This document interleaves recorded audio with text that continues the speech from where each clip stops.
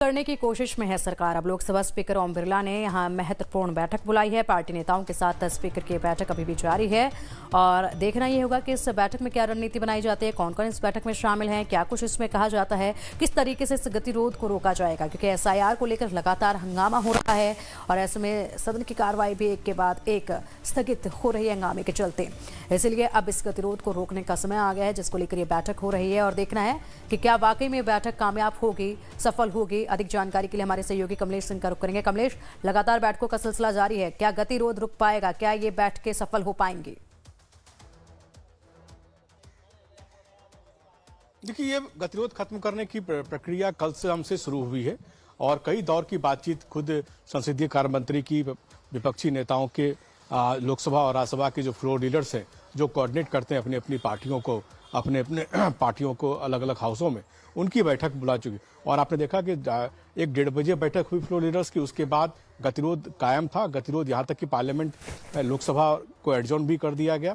उसकी स्थिति में अब चूंकि 3:30 बजे बिजनेस एडवाइजरी कमेटी की बैठक पहले से तय थी, इसलिए बिजनेस एडवाइजरी कमेटी की बैठक में लोकसभा के स्पीकर भी होते हैं और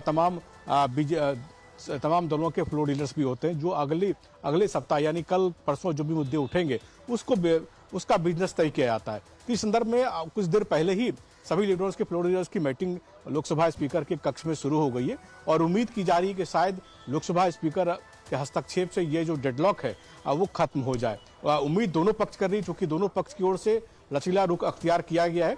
सरकार ने एसआईआर पर बहस कराने या इलेक्टोरल रिफॉर्म्स के नाम पर बहस कराने को सरकार तैयार है, राजीव है। टर्म्स एंड कंडीशंस और समय सीमा को लेकर, समय कब हो उसको लेकर मतभेद बना हुआ है। लेकिन विपक्ष का कहना है कि पहले एसआईआर पर चर्चा, उसके बाद सरकार अपने कोई विधायी काम या फिर जो वंदे मातरम में चर्चा की नियुक्त की गई है, आहूत की गई है 10 घंटे की, उस पर चर्चा हो। इसी को लेकर के अभी लोकसभा स्पीकर बैठ रहे हैं, मिल रहे हैं सभी नेताओं से और इस बैठक में संसदीय कार्य मंत्री किरेन रिजिजू भी है, संसदीय राज्य मंत्री जो है अर्जुन राम मेघवाल भी हैं। ये तमाम लोग बैठक में हैं और विपक्ष के तमाम फ्लोर लीडर्स है। धर्मेंद्र यादव समाजवादी पार्टी की ओर से है, उसके बाद कल्याण बनर्जी लोकसभा स्पीकर, लोकसभा में नेता जो है तृणमूल कांग्रेस की, उनकी ओर से हैं।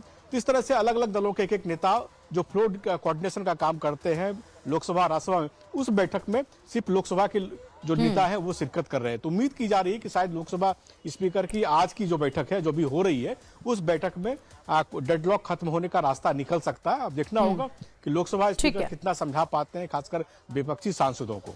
बिल्कुल, नजर आप बनाए रखिएगा कमलेश, अपडेट आपसे हम लेते रहेंगे। फिलहाल के लिए बहुत शुक्रिया आपका इन तमाम जानकारियों के लिए। बढ़ते आगे इस वक्त